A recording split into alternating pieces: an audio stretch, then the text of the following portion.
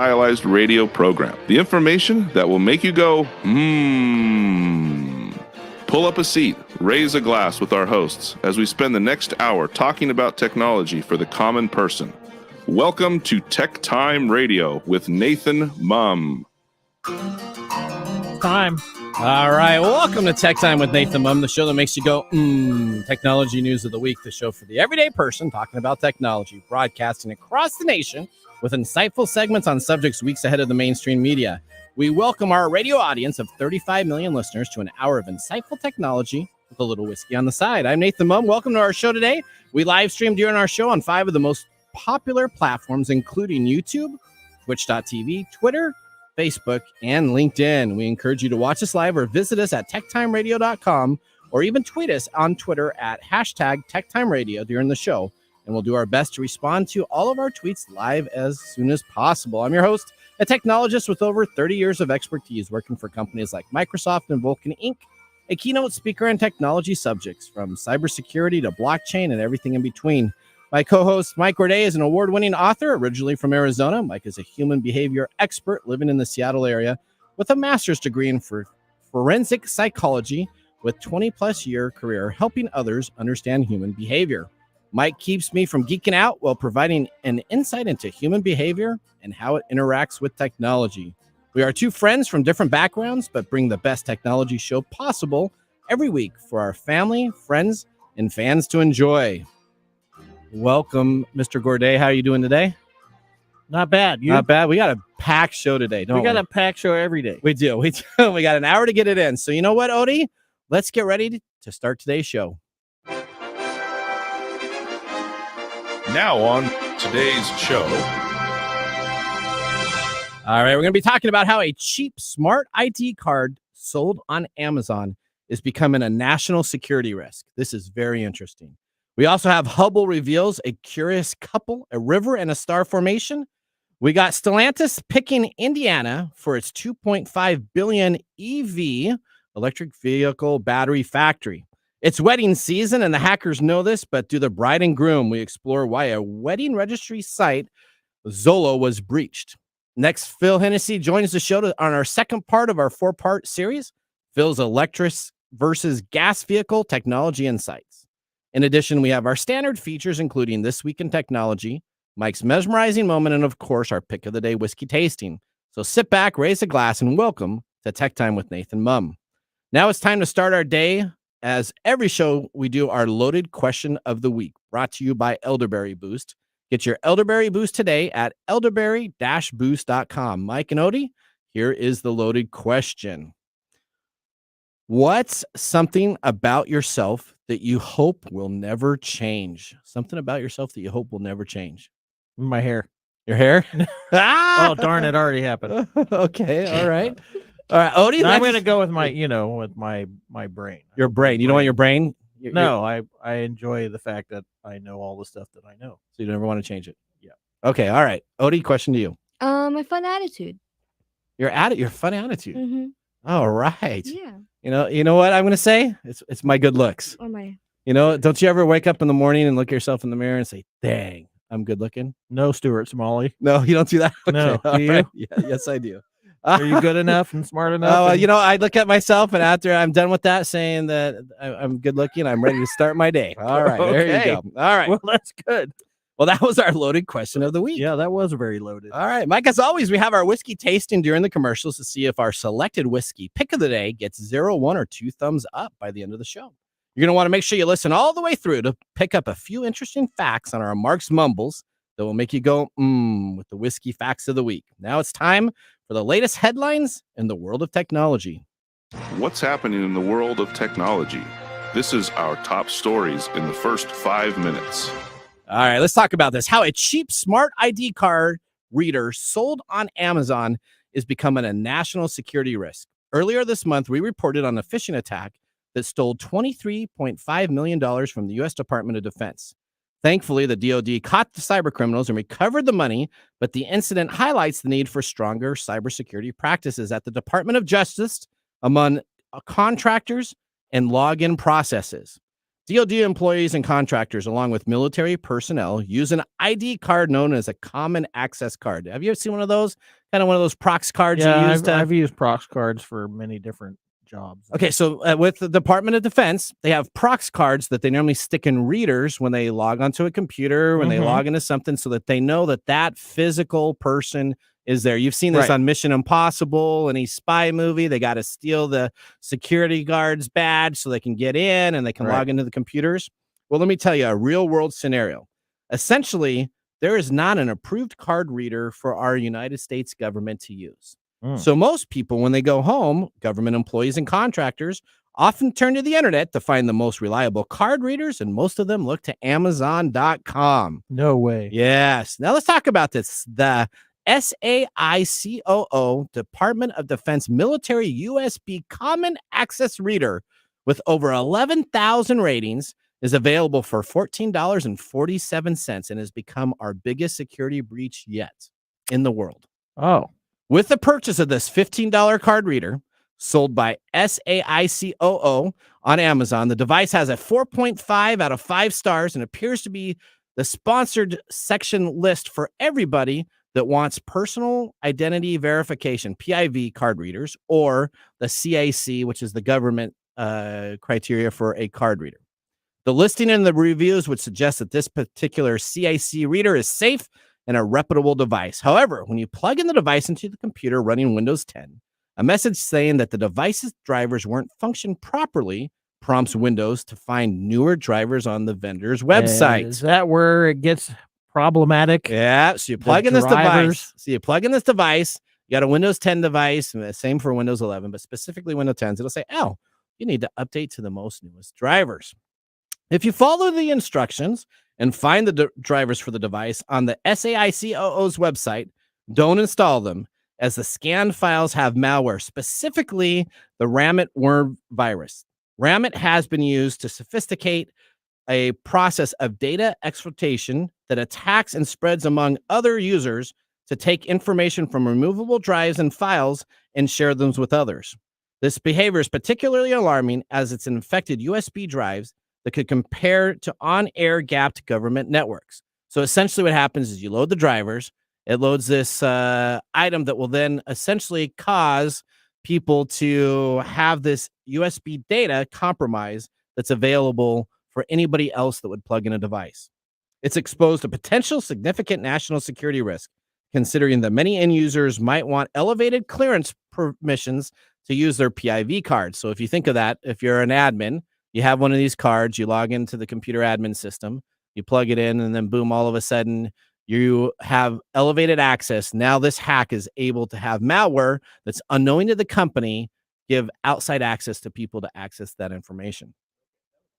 That was a whole lot of stuff that just went right over my head. Okay, so essentially this is a card reader that Amazon's selling. So Amazon sells a card, and when you update the drivers, it installs malware that has created problems for the government. That's correct. So, and once you install this software driver, you have no ability to remove the software itself. You would have to go back to the drivers and remove themselves. Now, Amazon has been alerted to this, and essentially they're taking a look at either possibly removing this card or working with the company to update its website drivers. If you actually contact the SAICOO's website, you'll find out that they are not planning to do anything different, but are saying that essentially you will not have to load drivers on this for the new Windows 11, so do not load their drivers. So they're not saying that there was a malware that was in their software. They're not saying that there wasn't, and we absolutely know that there is. Okay. But they're saying if you have Windows 11 cannot confirm or deny that you will not have to worry about loading their proprietary drivers. All right. All right, you got story number 2. Yeah. All right, you're up. Okay. For those that enjoy astronomical phenomenon, NASA has released some Hubble photos of some very interesting phenomenon out there in the galaxy. Okay. One of them is a duo of galaxies where one is superimposed on the other, and the other is a stream of star formations. So Hubble captured images of IC 4271, also known as ARP40. It's a peculiar pair of spiral galaxies that are about 800 million light years away. In this system, the smaller galaxy is superimposed over the larger one. Looks like the galaxies are colliding. Okay. Which, we were talking about last night. In our production. In about 5 billion years, our galaxy is going to collide with the Andromeda galaxy. Okay. But that's okay, because in about 5 billion years, our sun's going to go away. So we won't be here to enjoy that. We don't have to really worry about it. Yeah, we don't have to worry about that. Okay. The bigger galaxy is called a Type 2 Seyfert galaxy, which has supermassive black holes at its center and releases large amounts of radiation along its accretion disk, which is what gives the spiral galaxy its shape. So this is a really cool photo of these two galaxies that are hanging out with each other. Okay. The second is a newly revised image of the Hickson Compact Group 31, which is a group of galaxies which shows a stream of star formation as 4 dwarf galaxies interact. So these 4 galaxies are very close to each other. The bright distorted clump of blue-white stars is called NGC 1741, a pair of colliding dwarf galaxies. A cigar-shaped dwarf galaxy to the pair's right joins them with a thin blue stream of young blue stars. So all this star stuff that makes up these galaxies are creating new stars in this cluster. Okay. And that's what's going on in the world of astronomy. So the Hubble telescope, remember when it first got released, it was like had all these problems, right? We've talked about this. We're backing on Hubble, man. All right, so they fixed everything. Right. So they fixed everything. And they didn't use that card reader. And they didn't use the card reader. Of course they didn't. But now we got these great photos that come from it. So it must have been not the hardware that was problems with the Hubble telescope. It was the actual software that they had to correct and make corrections to. That's right. So there you go, coders. Congratulations. Story number 3. This cool new one is going to be showing us all kinds of newer. The one that's going to be launched. Yeah. I think it launches the this James year. Webb. Yeah, it launches later this year, I think. That's right. Story number 3, we got Stellantis picks Indiana for its $2.5 billion electric vehicle battery factory with Samsung. Stellantis, the parent company of Dodge, Jeep, Chrysler, has selected Kokomo, Indiana, as the site of the next electric vehicle battery factory. Way down in Kokomo. All right. The plant will be built in partnership with South Korea's Samsung SDI, which is the leading EV battery maker.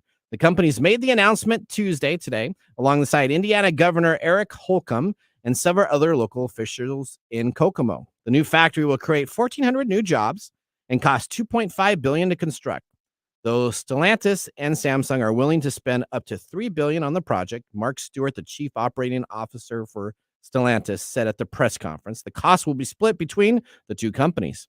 The new facility with these jobs will be one of the largest United States electric vehicle battery making stations statewide, and will be the 3rd largest in the world itself. Now we're going to be talking a little bit that about goes along with what we're going to be talking about today. We got Phil back, and he's going to be talking specifically about electric car batteries.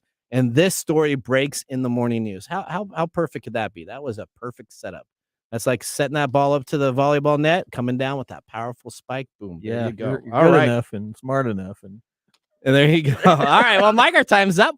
We got through the top stories of the week. If you want to learn more about this, please visit us online at www.techtimeradio.com and click on our episode section or blog to get more details on these stories and features. Now, it's a great time for you to sit back, relax as we go to our break. But up next, we have our segment, Protect Yourself Today, as we look at cybercrime, hacking, and data compromises, and how you can protect yourself from these traps. Again, we have Phil Hennessy that will be joining us on part 2 of our 4-part series, Phil's Electric versus Gas Vehicle Technology Insights. We'll be right back. You're listening to Tech Time Radio with Nathan Mumm. Hey, Mike. What? Have you heard of elderberry? Only in reference to a Monty Python movie. Well, let me tell you, Elderberry Boost. Again, that's elderberry-boost.com. Elderberry Boost. Yes, Mike, that's Elderberry Boost. You can choose organic Elderberry Boost, that 8-ounce size. It's available on sale right now at $11.99. But you're listening here right now on Tech Time Radio, so you need to go to Elderberry. That's ELDERBERRY-boost.com and get some today. Elderberry Boost. Elderberry is an all-natural organic immune system booster and antiviral. Elderberry is known to actively fight against viruses, including colds and the flu. It also works as a natural remedy for allergies, cancer, digestion, heart disease, high cholesterol, headache, toothache, weight loss, and reduced inflammation. It's a natural and healthy diuretic and has many antiviral properties. While it is famous for fighting the flu, it is effective for any illness. Elderberry Boost was created to provide a quality organic elderberry to their customers. After searching years ago for a perfect elderberry syrup, none could be found, so they essentially created their own homemade recipe. If you would like to get 15% off your first order of Elderberry Boost, just put in the discount code TechTime at checkout. Again, that's elderberry-boost.com. Elderberry Boost. Hey, Mike. Yeah, what's up? Hey, what would you recommend for someone that's looking to launch their career in coding? Treehouse, man. Treehouse has one of the best and most affordable online classrooms for you. At Treehouse, they've rethought the learning process and built a proven system to get you the skills and knowledge you need to achieve your goals. That's awesome. When you're done with the course, you haven't just watched a video. You've learned, practiced, and absorbed the concept, or choose to build your portfolio, create a network, and land your dream job with their boot camp style tech degree program. Land a dev job this year. Okay. Whatever your goal, we'll get you there. Get 50% off your first month as a podcast listener. It's teamtreehouse.com/signup_code. That's signup_code/podcorn courses. Sign up today with our special Tech Time Radio code. Now listen carefully. It's teamtreehouse.com/signup_code. That's signup_code/podcorn courses. That's awesome. Sign up today.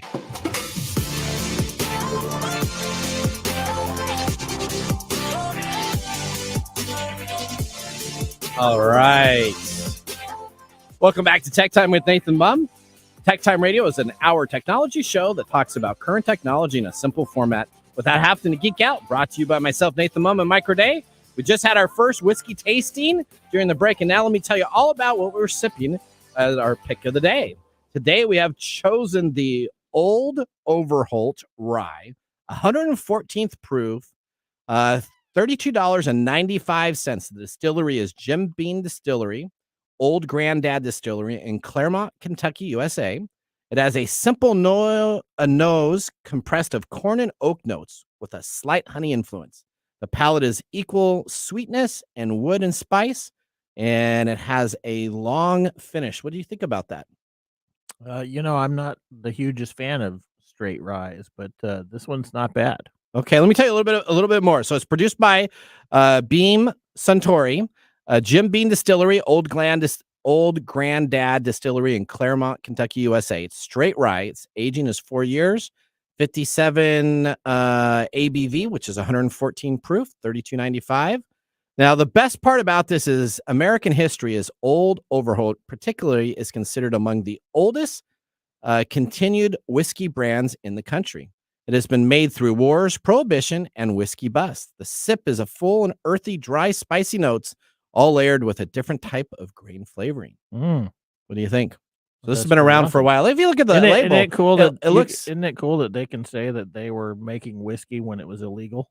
So isn't that cool? That is kind of cool, isn't it? So they made it during the prohibition, right? That's right. Right. We made whiskey when it was not illegal. That's right. We were hiding it in barrels in the back. I mean, many stories in the prohibition time. You could have probably still got yourself an Old Overholt. One of my old relatives was a whiskey runner. Really? Yeah. Okay.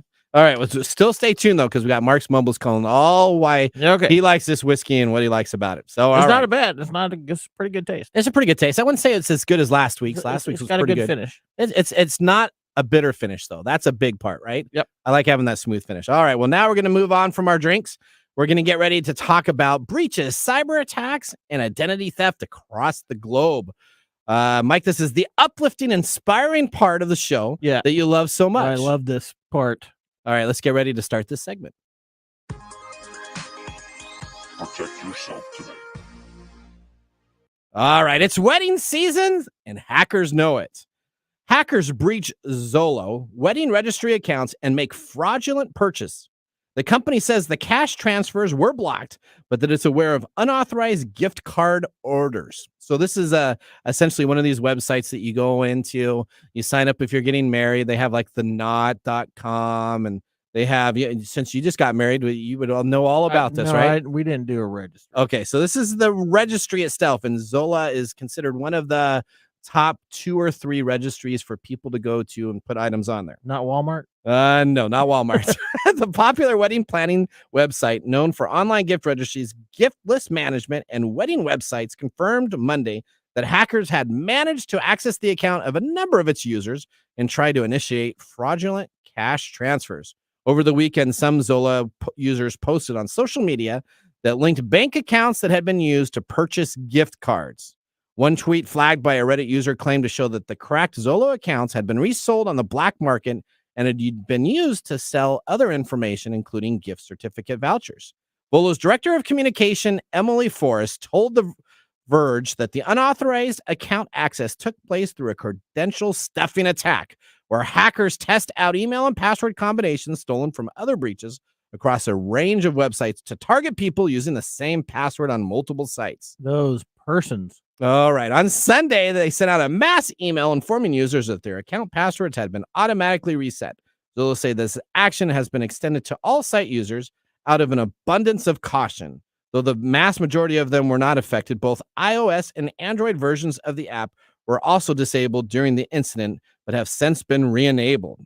Zola does not currently provide any two-factor authentication. We know what that for means. its accounts. Now, making credential stuffing attacks far easier to achieve than most of the other sites that are their competitors. The lack of secondary authentication process goes against best practices for sites like Zola, which handled a large amount of personal and financial sensitive user data. So to protect yourself today, this is the key atom that you need to take back from this and put it together to say that one of the most important items for security is to have secondary authentication like multi-factor authentication. If you go to a website or custom application that keeps your bank account, credit card information, or any personal information that does not have this level of security, you should pass it on by, because there's other out there that will provide that security that you need to keep your accounts safe. Yeah, that goes against human behavior. Why is that? Because we're gonna naturally tend towards what's simpler and easier. So if I have to go through this two-factor authentication for one website, that's okay. But if I have to do it for all of the websites I go to, I'm going to be less likely to do that. Well, don't you want to make sure that your personal information and your credit card You would is safe? think so. You would think so. If you're but, getting married and you we- have just think of all those people's names that you put up in addresses. as far as getting married is concerned, Yeah. and having a registry like that, don't do it. Just don't do it. Just ask for cash, right? Just ask for cash. Put a tree up at your wedding and say, That's here you go. right. Put it in. All right. Next, a movie from the 80s comes into play. In the movie War Games, David Lightman, who's Matthew Broderick, uses an 8008 That's an old flick. microcomputer to hack into the school's computer system to change his and Allie's bad grades. The question that many school kids have always asked themselves, can I change my grades on the back end? And it seems that an absolute yes happened this week. Researchers find a backdoor into school management plugin for WordPress websites. Multiple versions of the WordPress plugin by the name of School Management Pro harbored a backdoor that granted adversaries complete control over vulnerable websites. The issues spotted in the premium versions, 9.997, have been assigned the CVE identifier, which is the system that ranks hacks, as a threat rating of 10 out of 10 for severity. So this is an easy exploited hack. Out of the scale of 1 to 10, this is a 10 out of 10. Really? The backdoor, which is believed to have existed since versions 8.9, enables an authenticated attacker to execute PHP code on the site where the plugin is installed. So if you have this into your WordPress website, your plugin, they can grab full PHP code information into the site. School management is billed as the WordPress add-on to manage complete school operations. It also claims more than 340,000 customers on its premium and free WordPress theme and plugins. Now, if you had the free version, you were secure, because only the paid for versions had the encryption key to allow you to have full access of this, allowing you to register the site itself. Oh, the irony. So if you had the free version of this site and you had your grades and everything locked into your school management process, you were safe. But if you decided to pay the money for the plugin on the website, it essentially has had this code for who knows how long and has been a part of their base code moving forward. So somebody came on in, probably wrote this code maliciously. Nobody realized that, and every version of updates with this plugin gave them access to come on in there and hack away at this plugin. Well, there's a plug for getting your free software. All right, so let me talk about it. Now, WordPress is a free and open source content management system that is used by many websites, including our own TechTime Radio site. Yes. Any website that uses WordPress and this is currently 455 million sites in the world, needs to protect themselves from using plugin and add-ons for customization on the site. It is the trust the code but verify. So you need to load these plugins. You should trust it, but you should do everything you can to verify that any plugin or any code you add to a WordPress site. How does somebody that like me, I'm doing my website and I like this plugin. I'm like, hey, that sounds like a pretty cool plugin, but I don't know jack about what goes into this. How do I check that out? So how do I trust but verify? How do you trust but verify? The first thing to do is to go into look at reviews from other individuals. So you get to go and take a look. So if you have a plugin that has 6 reviews and everybody likes it versus one that has 10,000 reviews, somebody hates it, somebody's in the middle of it, somebody that likes it, you really want to have a plugin that has a hate factor, a middle factor, it's okay, and somebody that's loving it. You don't want to have the one where everybody loves and there's 6 reviews, because the chances are that's going to be malicious code. But there are software companies out there, and there's free software where you can go and you can test your WordPress site. And if you put it through this WordPress site vulnerability test, it's all for free. All you got to do is Google or Bing it, because you want to make your money on your Bing. Oh, that's thing. right. Right. So put it on there. You're getting the finger. I am. She's saying continue on. Then you can find that information and test your site to make sure none of those plugins are bad that are there. All right. You better move on. Yeah. Last thing. Last story on Protect Yourself today. So the key is trust and verify, and be very diligent on any plugins you add to WordPress. Last, clearing your cache and cookies on your Android phone or any phone is a good idea. Now, does your phone get slow after a while? I suppose so. It does.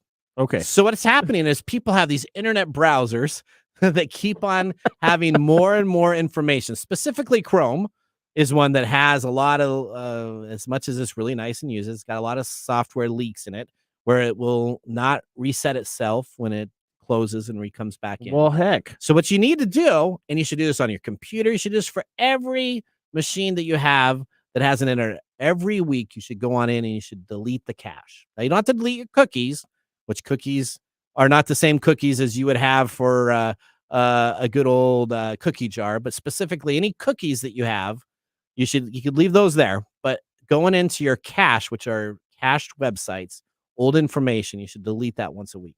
That's awesome. Okay, there you go. I'm very popular. That's my information for you on Protect Yourself today. 2 areas on how you can have that. We need to drink some drink. All right. Well, this is our segment, Protect Yourself today. Up next, we have This Week in Technology. So now would be a good time to enjoy a little whiskey on the side, as we will be doing so during our break. You're listening to TechTime Radio with Nathan Mumm. See you in a few minutes. Hello, my name is Arthur, and my life's work is connecting people with coffee. Story Coffee is a small batch specialty coffee company that uses technology to connect people to each product resource, which allows farmers to unlock their economic freedom.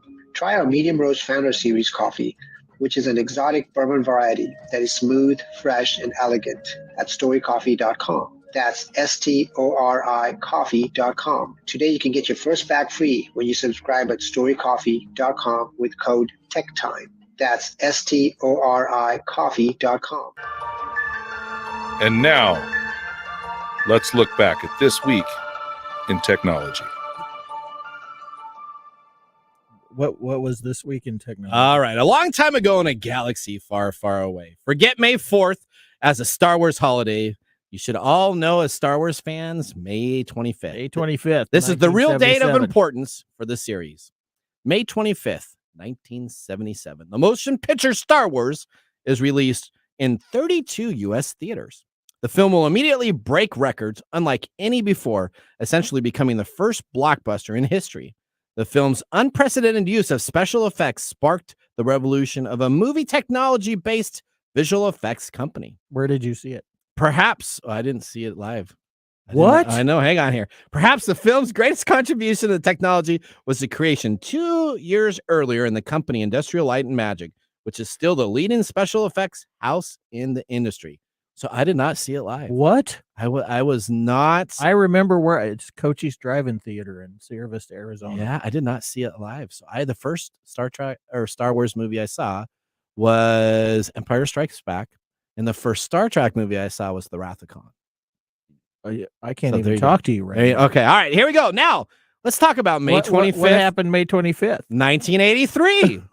The third installment of the original Star Wars trilogy, Return of the Jedi, was released 6 years to the date after the first Star Wars movie. Return of the Jedi was the highest grossing movie in 1983. The movie grossed $252 million and continued to raise the bar in special effects technologies in the Industrial Light and Magic set of science fiction. Now, did you know George Lucas explained the reason why he had Yoda tell Luke that Darth Vader was his father? This was not originally in the movie. So that nobody would think that Darth Vader was lying. That's correct. Lucas had consulted a child psychologist during the making of the film. The psychologist said that unless it was unequivocally stated that Vader was Luke's father, moviegoers aged 12 and under would dismiss Vader's claims to be Luke's father as a lie. And that happened in Empire Strikes Back, which was arguably the best film of the whole thing. Yeah. When did that come out?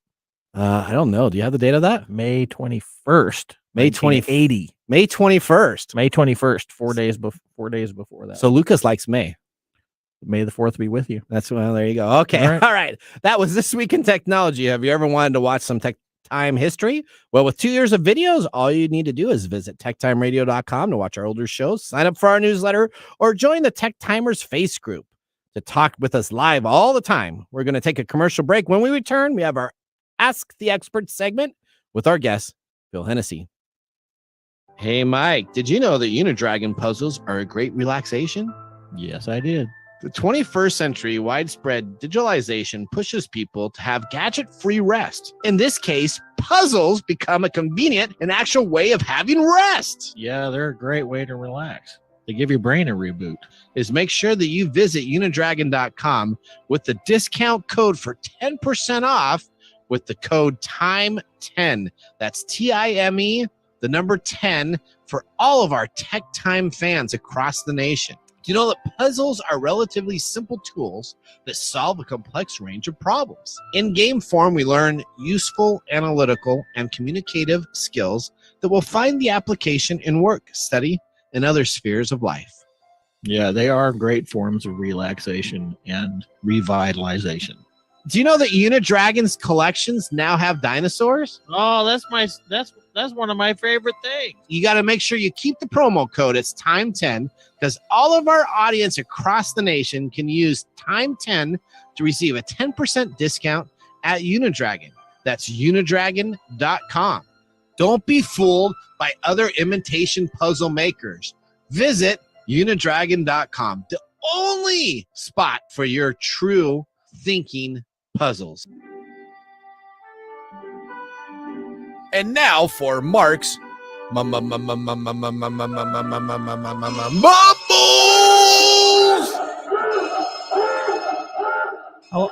did it brought take to you us to make by that? Story Coffee. Visit storycoffee.com. All right, Mark's Mumbles. We just had our whiskey tasting during the break. The Old Overholt 114th proof. Here's what Mark has to say about this.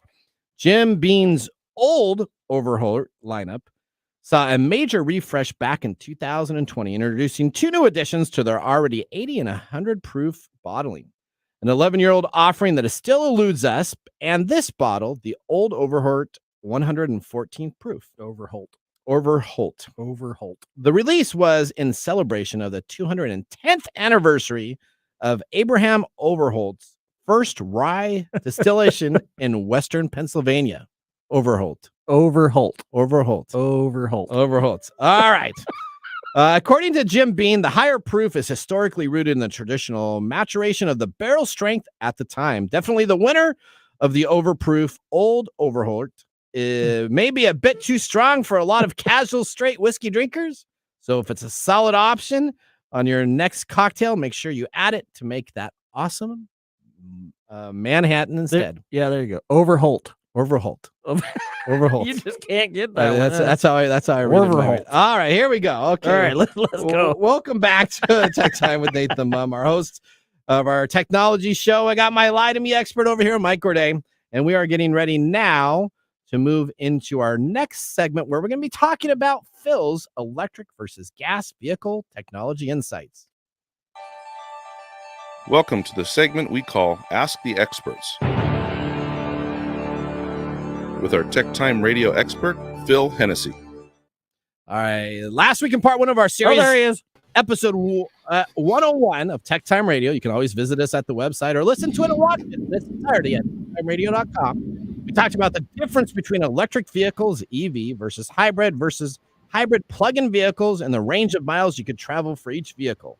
This week, it's all about batteries and Phil's electric versus gas vehicle technology insights. The question that we ended last week's show with, to charge or not to charge?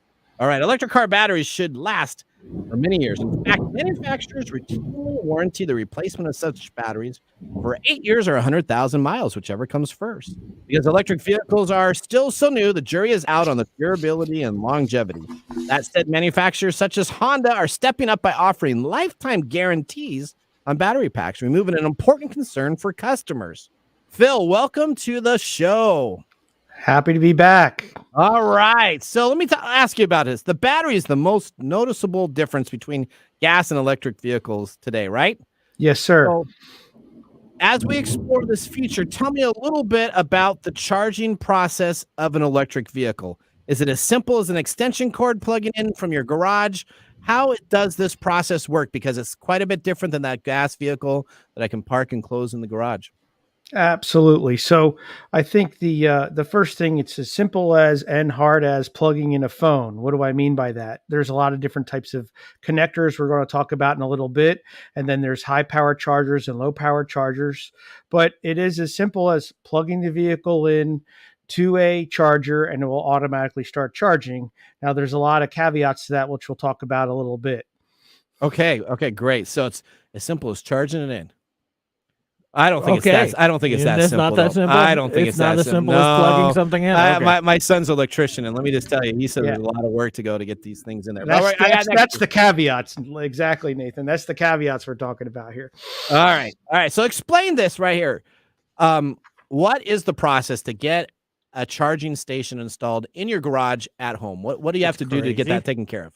Well, so basically you're going to get what's called a level 2 charger, and you're going to have an electrician come in and install it. You have to have at least 220 and have it installed and make sure your electrical system is up to code for that. So the costs for the charger is anywhere between $500 and $1,000, and then anywhere from $500 to $2,500 for the install, depending on how well your system is and what type of system you have at home. So there's an additional charge with that. You think that's cheap? That's something. Well, got to have an electrician come on out, plug in this. I remember when I was working as a car salesman, the government was selling subsidies and credits for doing kind of like solar panels and other type of stuff. Okay. All right. Next question. We have gas stations all over the United States. How do we have the same thing for a charging station? So I can go down to any AM, PM. I can get gas. I can get myself a Slurpee, and I'm all taken care of on my long journey.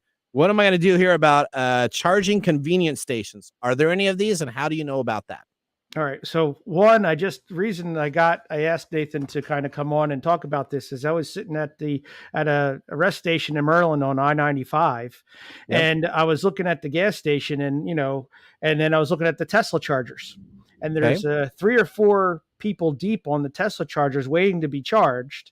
And they're waiting and waiting and waiting for the people. I felt bad for the person who's like number 5, right?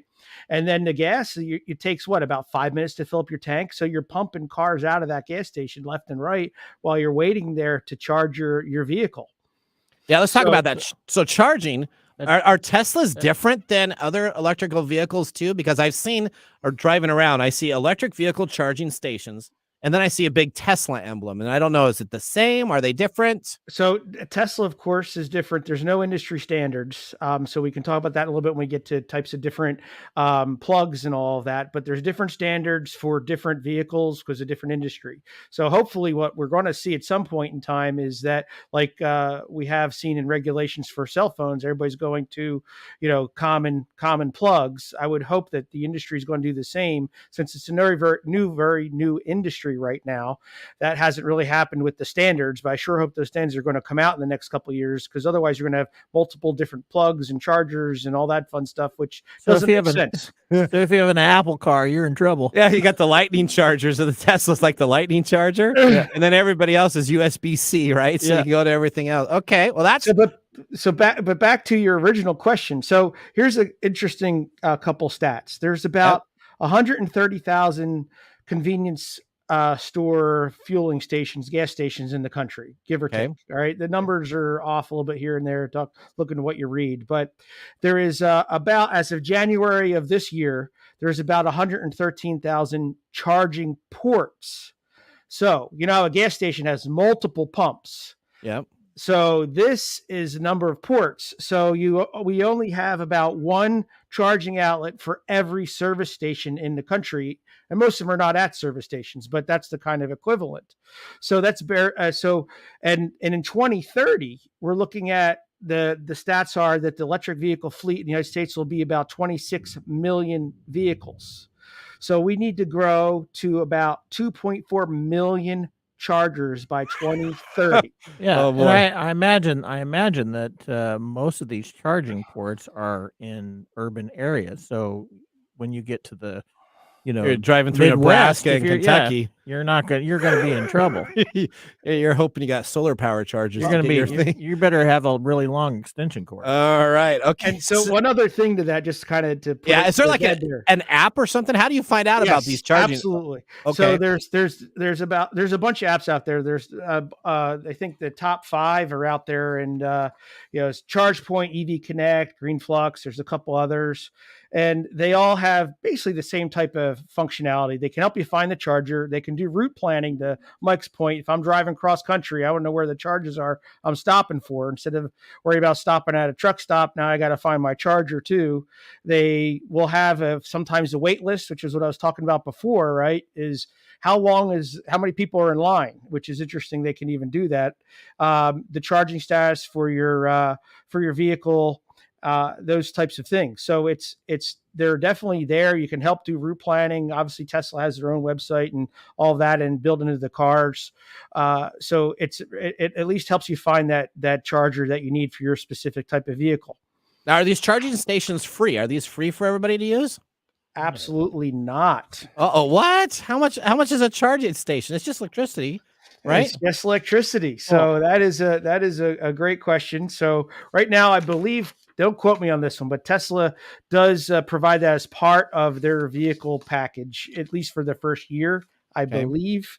But for the rest of everyone else, there's a home charge, right? You can charge your vehicle at home. That's a certain electrical rate. Okay. And for a 150-mile battery, we'll call it, it costs about $7 with average electricity rates to charge your battery at home. It costs double to triple that if you're out somewhere using a level 2 or level 3 charger or a fast charger. So you were paying a premium to charge at home. It's going to be about, around 8 to 15 hours, I think, to charge it. Whereas a fast charger, level 3, which is what you want to pay on the outside, is going to take about a half an hour to charge, and you're going to pay for that. Okay. So there sounds like there's different charging levels. Is that correct? Because you just said a fast charge. It's like different octanes. Yeah, it's just so you got like the cheap unleaded, you got the premium. So is there different levels of charging devices then? Right, exactly. So there's what's called a level 1, a level 2, a level 3, and the level 3 is broken up into 2 different levels as well for rapid charging, and I forget the other brand name, but it's a Tesla brand. But basically what that means is a level 1 is you plug the charger into your socket at home, and it takes up to 30 to 40 hours to Boy. charge your vehicle. Oh my You better word. not be going anywhere. All So right. you gotta use it every other day. I gotta So take my electrical that's- bike to work the other days, huh? That's a level 1. Now, again, if you only use it 25 miles a day, right, you could go for a couple days with that and maybe charge it over the weekend or something, right? Okay. So level 2 is where you have to have it installed, where you're going to start spending money, right? And then a 150-mile battery, we'll call it about that, takes about, depending on the charger and some other things, 2.5 to 4 hours to charge. Okay. All right. And then the speed charger, which is our level 3, takes about 30 to 40 minutes, sometimes less, to charge as well. So again, going back to my story was that, yeah, I see these folks, even Tesla, even 15, 20 minutes for them, their chargers in their vehicles. It's still 15 to 20 minutes. And then there's another person behind you, another person behind that. So you might be waiting an hour and a half on a busy charging section if you're on like I-95 or another big thoroughfare. Wow. Yeah, Wow. you're So does the rapid charge hurt the battery? Because I have some home rechargeable batteries, right? And so if I do the trickle charge, my batteries last longer. But then if I do the real fast charge on these, I got to throw them out after about 50 charges or whatever. Right. And surprisingly, not as much as I thought for that one. For 2 different reasons. 1, the battery technology is designed for it. And 2, honestly, most vehicles are not going to be using the fast charge. They're going to go what's the level 2, which is a slower charge, which is better for your battery because you'll be charging it from home on a level 1 or level 2. So there's not as many level 3 charges you're going to have, 1. And 2, even if there was you used a lot of them, which we'll talk about in a second, in a study that was done, it only drops your efficiency loss by a couple percentage points. So what do I mean by that? So they did a test after 50,000 miles doing 2 cars with all level 2 charging and 2 cars with all level 3 charging. And the level 2 cars lost 23% efficiency or capacity, 23%. Okay. So 1 year gone, the vehicle regardless lost 23% of the original battery capacity. Wow. And then a level 3 charger, all level 3 for 50,000 miles was 27%. So it wasn't that much. Well, it wasn't that much. I don't know. But the major loss is just, you do have a loss, just like your computer, your phone, right? Over time, doesn't matter. Even if you're charging it really well, it was over a 20% loss after 50,000 miles. Wow. There you go. So you got to give up these insane gas prices for time. As we sit there. Right. So then you can be on your Apple. I'm going to call my boss and say, hey, I can't come to work because I'm in line for my charger. All right. Now, well, Mike, I'm looking forward to talking another 2 shows from now about the total cost of ownership, and we're going to see some interesting things. Okay, the president signed an executive order that sets an ambitious new target to make half of all new vehicles sold in 2030 zero-emission vehicles, including a battery electric, plug-in, hybrid electric, and fuel cell electric vehicles. Thank you so much, Phil, for joining us. Next week, I want to ask this question. How does America compare to the rest of the world in the race to zero emissions? All right, we'll see you next week. Now we're going to take a commercial break. When we return, we have Mike's mesmerizing moment brought to us by Story Coffee and Pick of the Day. So sit back, raise a glass. You're listening to Tech Time Radio with Nathan Mumm. How to See a Man About a Dog. It combines darkly comic short stories, powerful poems, and pulp fiction prose to create a heartbreaking and hilarious journey readers will not soon forget. Read How to See a Man About a Dog, Collected Writings, for free with Kindle Unlimited. Ebook available on Kindle, print copies available on Amazon The Bookpository, and more. This is Mike's mesmerizing moment, presented by Story Coffee. Visit storycoffee.com. All right, here's my question for you, Mike. Yeah, all right, so we talk about psychology of adding Yoda saying that Luke was essentially the son of Darth Vader. Yes. Why is it important in movies to have that realism for kids that are 12 and under? Well, because as you read, if there was not a confirmation by a good figure, then it might have been dismissed as a lie by the evil figure. So we have a confirmation from a trusted source that says, yes, he is your father. and that allows somebody to go, oh, okay, so this has meaning now, right? Because if they dismiss that, Yeah. right, then the impact of the duality between Luke and his father does not exist, because then Darth Vader is just lying. Which in today's it movies, they fall- probably would just allow that to be kind of vague now, right? well, they might. There's different ways of looking at it. I mean, from that perspective in 1977, we're looking at traditional good versus bad, right? Darth Vader is all in black. Yep. Black is bad. White's good. White is good. Yeah, it has this whole yin and yang yin type and, of yin and yang type of thing. So if you have the main character who's evil and everybody is afraid of and saying stuff like, "Hey, I'm your dad," then you could have some like, issues. "Oh, you're just lying." But when someone like Yoda comes along and says, "Oh no, he was right. Yeah, he was your dad." Oh, like, oh crap. And then it has to be true. It's true. You got a guy. What are we gonna do now? And that adds that little level of complexity to it. So And then Luke and Leia are sister and brothers. I mean, it's just always revealing each and every show. That's a whole nother question. Dude. All right. Okay. All right. Well, we need to now move to our pick of the day.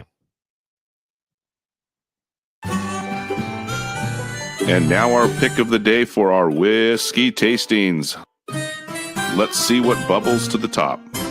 All right. Our pick of the day, we have the Old Overholt. Oh, you said it. I'm really trying. You were getting at me during the break. Overholt. 114th proof straight rye whiskey. This is a lot of punched pack. I'm feeling it. Let me just tell you, the 4 years straight, it's gone through me very well. So, is it a thumbs up or a thumbs down from Mr. Gourdet? I'm giving it a thumbs up. Okay. I enjoyed this one. This one is You enjoyed rye whiskeys. Yeah, that's a really good. So you know what? I will give it a thumbs up. I like it. I don't think I would have it just straight. I think I would put in an old fashioned or another mixed drink with that. Probably a little bit of ice in there too, to kind of make it a little bit smoother. I think it has a little bit of a bite, but I do give it a thumbs up also. Odie, what did you think of it? I didn't like it. You didn't like it? I didn't like it. Thumbs down. Thumbs down. What? Yeah, it was too bitter. She didn't bitter. Yeah. It was is that really an old people smooth. joke? No. That's It was smooth going down, okay. but the taste was just too strong. It was just too strong. Okay. Yeah. All right. Are we sure about This, that? Because this from the one that likes the cheap Canadian whiskey. yeah, she loves the cheap Yeah. Canadian whiskey. That's right. It does the job. And you know what I found out Yeah, it today? does the job. She said that we're on an old station. Okay. What'd you think of that? Listen, About that? Yeah, As we come on That's in, a hey, old people station. all stations have formats. The format here is oldies. Okay. And That's it's right. not it's not even like Dude, we got young oldies. This is specifically 50s, 60s. Oh, John Tesh. That's right. We Yeah. got this boots were made We for got walking. I know. Elvis Presley on a clock behind you. He that's was not the Elvis. classic. That's not Elvis. That's not Elvis? No. Oh, who is that then? James That's Dean. James Dean. Okay. Wow. Okay. All right. Well, Mike, we're almost out of time. It's here. okay. It's all right. We want to thank our listening audience, and hopefully they had a great part of being on the show today. You can always visit techtimeradio.com and click on Be a Caller and ask us a question on technology, and we'll add it onto the show. All Yeah. right. So the question that we asked today regarding the slow phones, that was actually a question from one of our listeners asking, how can I speed up my phone? So we talked about deleting your cache from that. So we're good to go on all that. Also, if you click on the Be a Caller, you can ask us a question and we'll actually play that audio on the air itself. So if you want to talk back with us, just take a look at techtimeradio.com. Also, sign up for our newsletter. Mike Roday and I write articles once a month about different technologies. I think we're due for another one here. Yep. You can always stay connected by signing up for our newsletter and looking to win some very cool prizes. All right. From all of us at Tech Time, I'm honored to be the host of today's show. I wish you a great week, and remember that the science of tomorrow starts with the technology of today. Bye-bye. Bye-bye. We'll see you guys next week.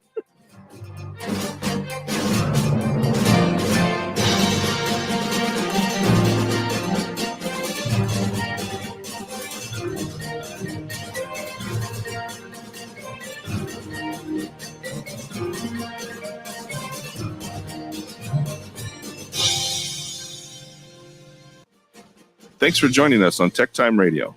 We hope that you had a chance to have that moment today in technology. The fun doesn't stop there. We recommend that you go to techtimeradio.com and join our fan list for the most important aspect of staying connected and winning some really great monthly prizes. We also have a few other ways to stay connected, including subscribing to our podcast on any podcast service, from Apple to Google and everything in between. We're also on YouTube, so check us out on youtube.com/techtimeradio, all one word. We hope you enjoyed the show as much as we did making it for you. From all of us at TechTime Radio, remember, Mumm's the word. Have a safe and fantastic week.